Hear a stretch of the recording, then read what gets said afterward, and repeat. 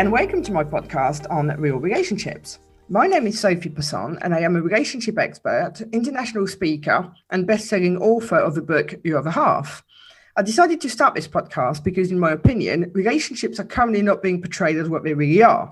Whether you're watching the news, social media, or TV, the perception given to people is wrong. And my aim is to talk about what happens in the real world, talk about real stories, and listen to what real people think, do, or go through, as opposed to creating expectations of something that doesn't actually exist. I may not agree with everything that is said by my guests, but it is their chance to express their opinions and their stories. And here today, we have Vicky Raffi, and we are going to talk about how you can sometimes find love when you least expect it. Hi, Vicky. Hi, Sophie. Thanks so much for having me. No worries. Thank you for being here. So tell us a little bit about yourself, please. About myself in general? I am 40 years old now. I've been married for 6.5 years now. I met my husband, I'll get to that part later, but I've been self-employed for just over 10 years now after leaving a job in corporate world in the banking industry. And I run 3 businesses now. I am really busy all of the time, thankfully. I've just had my 10th anniversary in business, and as about me personally, I'm a very creative person, and rather than I'm never one for the detail of things, and so gosh, I could go on forever. Fair enough. So tell me, what was your idea of love when you were younger? Gosh, when I was younger, that is an interesting question. I guess you have just this sort of idealized, romantic kind of idea of love, don't you? I've always been a very down-to-earth person as well. So I always knew that I never needed all of the, diamonds and fancy things, and just. Happy just being with a person who I was well suited to, and having a nice life with them, I guess. But I think when you're younger, you do have this sort of vision of it being more, about the butterflies, don't you? I think there's also an element of the way we brought up with Disney movies and cartoon sort of thing, the Barbie stuff. And it does give you an idea of something that isn't necessarily what it actually looks like in reality. Absolutely, yeah. I think that's a huge influence in people's opinions. It wasn't until I was in my 30s that I realised, I guess, what love was, and what it meant for me, because I guess it means different things for different people as well. Everybody's different with their different personalities, and also that I was ready for it as well, because I think timing is a big factor in relationships and the success of them. So yeah. And so, how did you meet then? Well, my husband and I actually met when I was 27 at the time, but we didn't actually end up getting together till a number of years later. Mm-hmm. It was actually as a result of the financial crash back in 2007. We both worked for a certain well-known local bank. I'm not sure whether I am allowed to mention the name or. Oh, you can. Well, we both worked for Northern Rock, and I'm sure you remember them in the news over a decade ago. It was huge, and there was pictures of queues at the bank and all sorts. And so one day we all just woke up one day, and our lives were changed massively. As I said earlier, I worked in the IT department of the bank, and you're sitting there eating your breakfast, and you switch on, BBC Breakfast or GMTV or whatever it is you watch, and you just see these horrific sort of news reports as people queuing outside of the bank, and they knew about it before we did, really. There was queues outside the bank and all sorts, and so you come into work, and everyone's sort of like, what's going on? There was an instantly different buzz, and it never went back to being the same. So yeah, it was a very worrying time. But what happened as a result of that, and I love when fate plays a part in that. Not everybody might believe in fate, but I do. I think things happen for a reason. That day, because of the enormous deluge of requests for people wanting to take out their savings, which is what the queues were for at the bank. This was huge. There wasn't enough people in the savings department to deal with it. It was more than just a person at a branch inputting something into a computer and giving someone some money. That there literally wasn't. But you give notice to take money out. Banks have only got a certain amount of cash. Absolutely, this is huge. So, we had to sort of chip in and deal with that. They seconded people from all over the company to deal with this and input the requests into the system and stuff. So this is where my husband comes into it, because this is where we met. Now, if I'm honest, I didn't even. I don't remember an awful lot about meeting him at that time, but this is where we met, because we were sort of seconded into different little teams of about a dozen people, and we were all reporting to a certain manager, and they gave us our work to do. So he was in my little team, and we were all sort of dealing with all of this deluge of requests and things. So you connect with people. We had a couple of mutual friends, and you invite someone on Facebook, things like that, and that was it. It didn't really go. Nothing happened really. But it wasn't like you knew straight away or anything like that.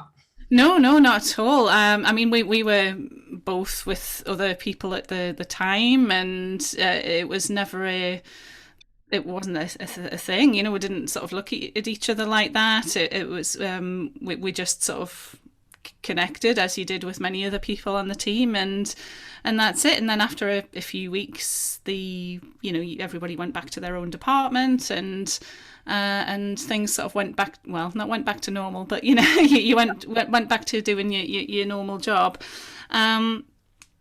So then fast forward. So this was back in 2007, and then fast forward to 2012. I was actually running my own business at that time. I'd left Northern Rock, I took my redundancy and ran back in 2011. So I'd been self-employed for a while, and I actually had before I got my premises in the July of that year, I had a little workshop in the centre of Newcastle, and at the time I did. Because I'm a florist, I did artificial flowers on eBay just as an extra sort of avenue of revenue, I guess. And so I was at the post office a lot, and this is where Adam. We call it our re-meeting. So I was at the post office one day with a bundle of stuff, and it was the strangest thing.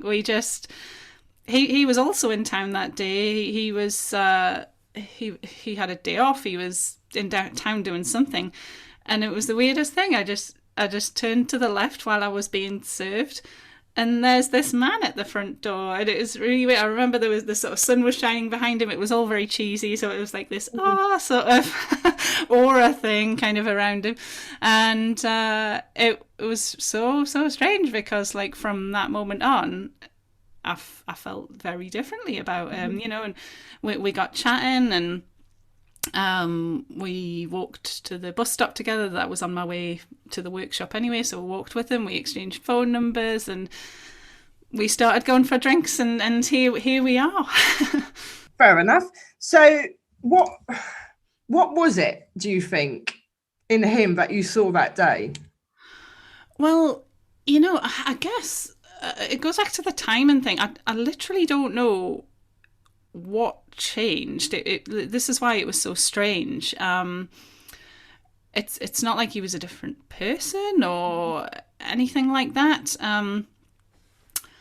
I guess maybe we were both out of relationships at that time. We'd both been through certain life experiences, and strangely we'd both been split up from our partners around about 3 months before that re-meeting, and I guess we were both just ready, you know.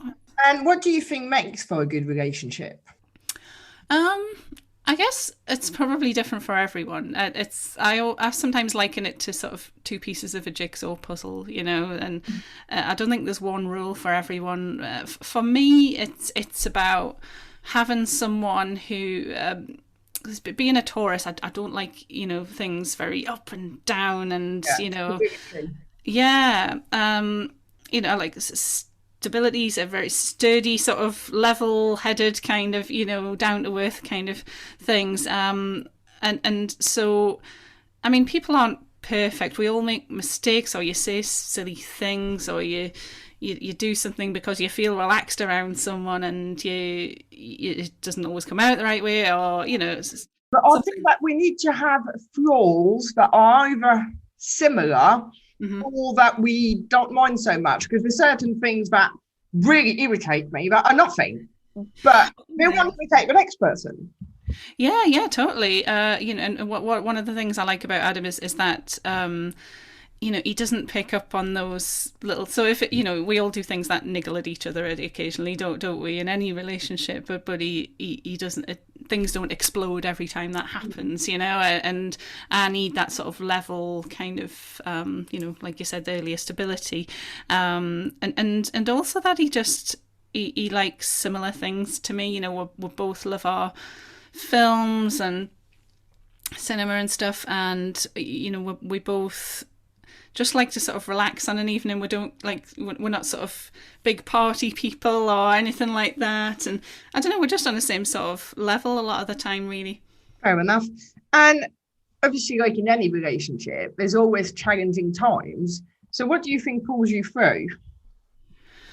Um, Gosh, I mean, just being there for each other, I suppose. I mean, we've been through an awful lot over the past few years. You know, we've had far too many deaths in the family to count, and um, you know, sort of changes in business, challenges in business, and things like that. And I think you know, just being there for each other, not holding things against each other, you know, not blaming people for things, or um, you know, I mean, things like bereavement it can make or break a couple. Sometimes it can change a person, and it can really make the relationship sort of, you know, people reevaluate things without really knowing it, and Oh, you can definitely do. You know, mm, it makes you question your own mortality. I mean, my yeah, dad died last year very yeah, suddenly, yeah. and I Sorry to didn't hear that. think a year later that, you know, not my priority, but that I would have been so intent on having a will, on having a funeral plan, you know, that Yeah. sort of stuff that doesn't normally cross your mind unless you're a certain Mm. age, really. Absolutely, absolutely. And it's huge, and I know couples that it has broken. You know, so but yeah, he's always been one for sort of looking after me, and you know, running your own business can be really really strenuous, and you know, all sorts of things like that, and he makes sure I'm fed and watered and looked after, and he's very good like that. Bless him. So And if he's obviously, listening to this, thank you, Adam. I'm guessing. Obviously, some people don't believe in marriage, and some people do. We all have our own views. Was it something that was important to you? I think for me, it was it was always more important to just, as long as I was with the right person, it wouldn't have mattered too much. Um, that said, less than 2 years later, after our re-meeting, Adam and I were married. So Yeah.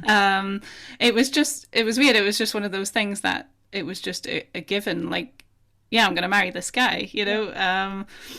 And he proposed about 6 months into the relationship, and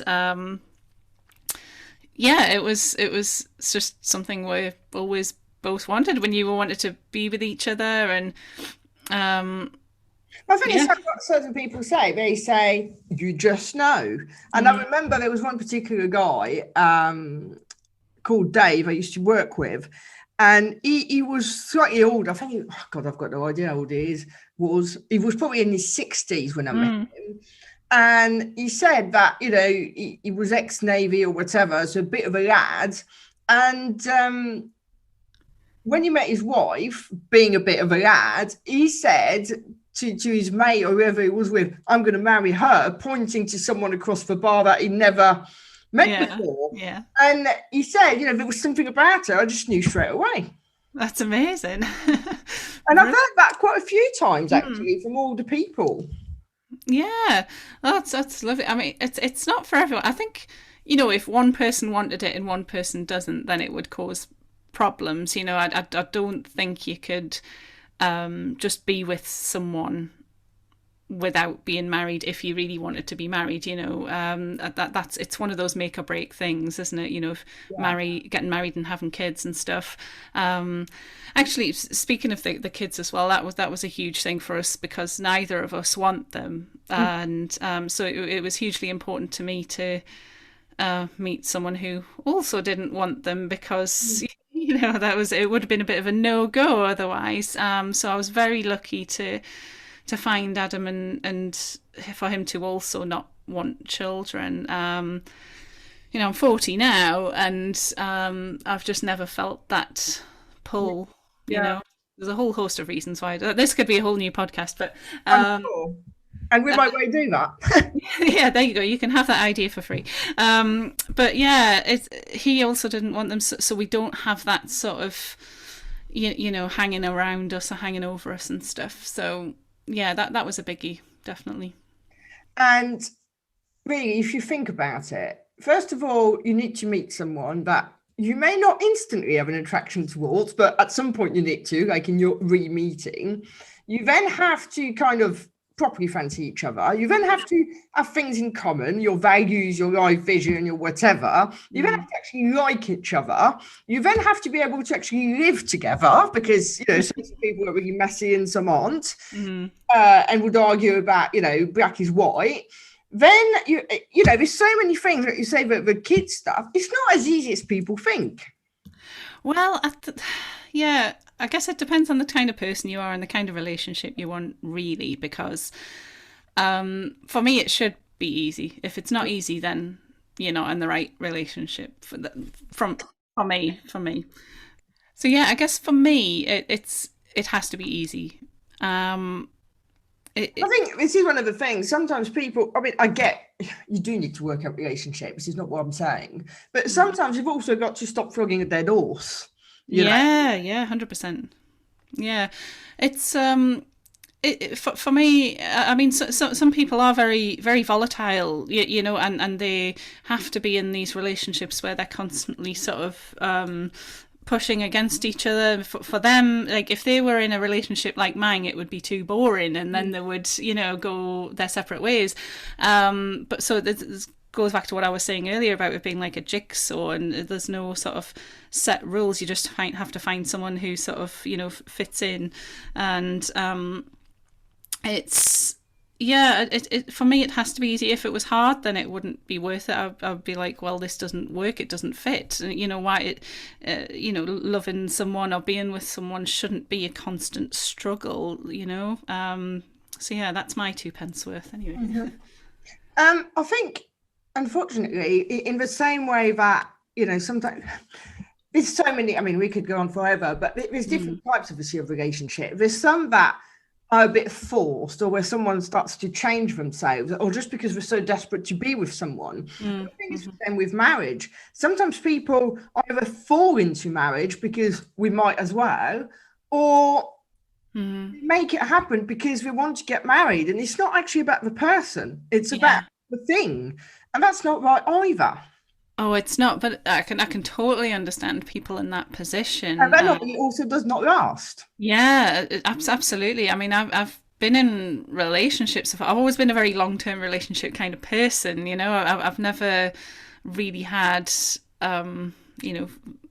flings or anything like that. I've always been with people for years as a general rule. So I've been in relationships before where marriage was on the cards. That was going to be a thing. That was things that, it was talked about. And, or I felt that way, when you meet someone and you think, oh, this has got to be the one, and, with hindsight, you look back and you think, oh my goodness, though, thank goodness that didn't happen. And, it's nothing against the person, but, it's just if yeah, exactly. So, yeah, and this is sort of harks back to what I was saying a little earlier on about the timing being right for Adam and I, and we'd both been through the right sort of life experiences at that point when we met to make us ready for this marriage, for this relationship. We were both at the right place at the right time, I suppose, Yeah. And what would you say is your idea of love now? Well, given that I'm pushing 40 and I'm into very different things than I was in the 20s, I suppose. I don't know. It's just that closeness and stability. It's not all about butterflies and the heat of the relationship or anything like that. Because when you're younger, that's all that matters almost. And you just. I don't know. It's yeah. I guess closeness, stability, knowing someone's got your back, and knowing someone's going to be there for you. As some people get older, what they, if you talk to a class as a grandmother, your idea of a grandmother with the white hair and that's been around, what they often say is what they want is companionship. Yeah, absolutely. Yeah, this is it. It's not all about the craziness anymore. It's just about having someone to be with, basically, who suits you and who, there's various things that you want to do. So say if even down to things like if someone is a really active kind of fit person who wants to go on hikes every weekend and the other one doesn't, then it's going to eventually kind of, unless that person is happy to go on their own and it suits those two people, but that I'm just using that as an example really, but that has the potential to break the relationship, I guess. So everybody needs their own time occasionally, of course, but I think generally just being able to be with someone who fits you and that companionship, absolutely, because we're going to get older and we don't have kids in the mix and we won't. So we don't have that sort of empty nest kind of, there's people who I went to school with who their kids are flying the nest now, and I think it's a routine, isn't it? The issue that they have is that it became about the kids as opposed to them two in the relationship. And when they go, it has to go back to them two, but they're not the same people anymore. And unless they have kind of like communicated properly and not left each other out of who they've become, that's when it becomes a problem. Yeah, absolutely. And I guess the older you get, the less, the more stability there is in yourself as a person. I think you tend to settle down a bit, and I was very different when I was in my 20s, and I looked at different things. I thought various things were important and they weren't, and and it changed. And this is the other thing: people are evolve in the same direction. This is it, and I often think, if my husband and I met back when we were in our 20s, it would never have happened, Yeah. And to a degree, you met in your 20s and it didn't. Well, there is, that, yes, but if we'd have had our re-meeting back then, if we'd have met properly, it wouldn't have even got off the ground, really, I suppose. And I think the thing that I'm noticing, although I think obviously COVID, you've got the obvious, some couples have broken up and because they spent too much time cooped up together and stuff like that. But I think COVID really have had an impact on relationships, because I think it's allowed people to actually think a bit more about what it is they need. This is it, and I think it's Escapism, isn't it? You go here, there, and everywhere to kind of like not face up to the difficult conversations in your head, but you need to have. I suppose so. Yeah, yeah, definitely. For some, that will definitely be the case. I think it's certainly been a tester for relationships. I mean, we're lucky enough to have no kids or even pets, or so our house isn't full to the brim all the time or anything. We're also lucky enough, I know some people are in abusive relationships, sadly, and or relationships that are just very volatile, and all of this being cooped up together, or in relationships where maybe there are cracks, and they don't agree about things on a normal sort of basis. This has been amplified during COVID, I think, and the cracks show, don't they? And they just get deeper. If you're in each other's space all the time, and things blow up into arguments and things like that, you have to think more about the couple or the family or the household, because that's where you are all the time. And yeah, it's certainly been a testing time. Definitely. And I think even for single people, to a degree, it will have defined them in a different way too. Yeah, definitely. I know single people who have actually felt extremely lonely during this time, and especially during like mid lockdowns and stuff, where you literally weren't allowed to go out and see anyone. You don't even have the support. At least with Adam and I, one could maybe go out to the shops and and get supplies or whatever. But when you're single, if you had to isolate, then that would be huge. That is it. I mean, I had to go into quarantine 3 times. Can't even remember now. And it's even worse than lockdown because you can't even go into the shop. Yeah. And I found that quite difficult. Yeah, massively. Yeah, and just having someone there to support you and just help pass the time, Yeah. So what would you say to someone who's starting out on a new relationship? I guess it depends what stage they're at, really. But for me, it's important to not analyze it too much and enjoy it. Yeah, absolutely, 100%. I think in this day and age as well. I'm sounding old there saying that, but when I was younger, they didn't have things like Match.com. Yeah, it wasn't that long ago, but yeah. So it just, we didn't. Well, I think the things like that were around, but it wasn't like it is now. There was very much a stigma attached to it. It was like, you have to be super lonely to go on a dating site or answer an ad in a paper or something. And so yeah, it's very, very different now. And I think that sort of site, the Match.com and other sites like it, eHarmony and what have you, they've almost made us turn into this society of people who evaluate people first before they actually experience them. They check them out online.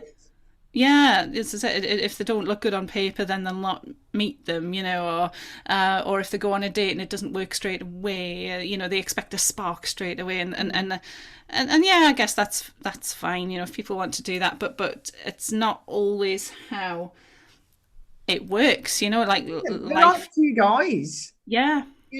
I was friends with first. Yeah, absolutely. Yeah, build a connection with people, and I get that people go onto these sites because that they are a lot of the time looking for love, and they're like, look, I don't have time to waste here, But I think also even for younger generations, it's just become a normal way to look for a partner, and don't get for a job. You put your CV online. It's a similar thing. Yeah, exactly. And how many times have you sort of applied for a job and you haven't even got an answer, and you're like, oh no, but I know I would be perfect for it. But don't get me wrong, I've had friends who've had great successes with things like dating sites, Match.com and things.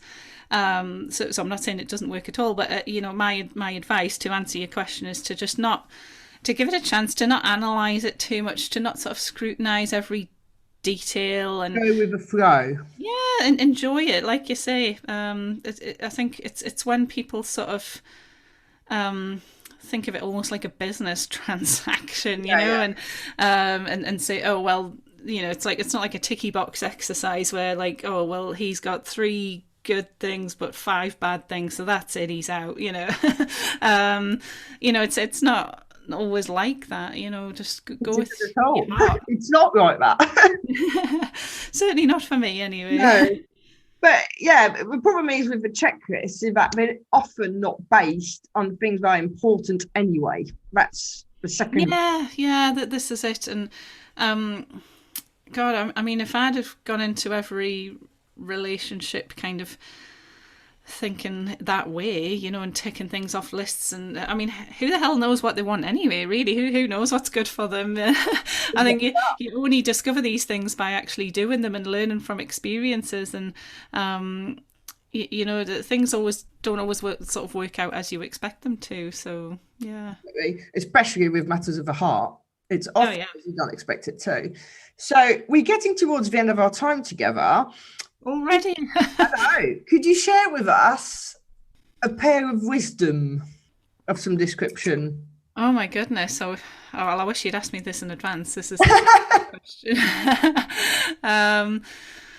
Wisdom, I guess, just to sort of expand on what I was saying before, really, just I know it sounds terribly woo, but just go with your heart and find someone who you're 2 bits of the same jigsaw with, and make sure the timing is right, because if one person's wanting one thing and one person's wanting another, then it's not going to work. Maybe one person's ready and the other isn't.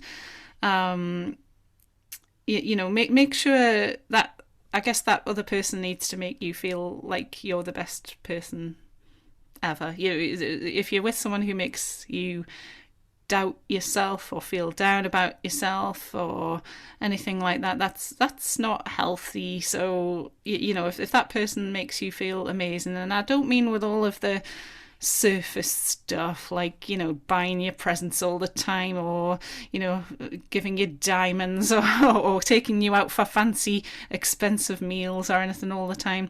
I just that sort of stuff, it's superficial. You need to sort of look below that and find someone who fulfills you, without money, I guess. That shouldn't really come into it.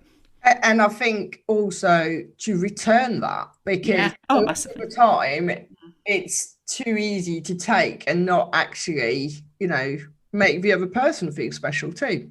Yeah, absolutely. Yeah. And but it is different for everyone, and it's 2 bits of the same jigsaw. And for some people, they are happy to devote their lives to that other person, and there is more give from one side than there is from the other. But if that suits the person, if that suits the couple, and that's healthy for both of them, then that's great. As long as they've found that equilibrium, I suppose, if that's the right phrase.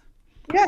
Well, thank you, Vicky, so much for sharing your story with us. Oh, you're welcome. That is all we've got time for today. And yeah, thank you again. And for everybody else, if you enjoyed the show, then please subscribe, leave us a review, but more importantly, come back for the next episode. Thank you.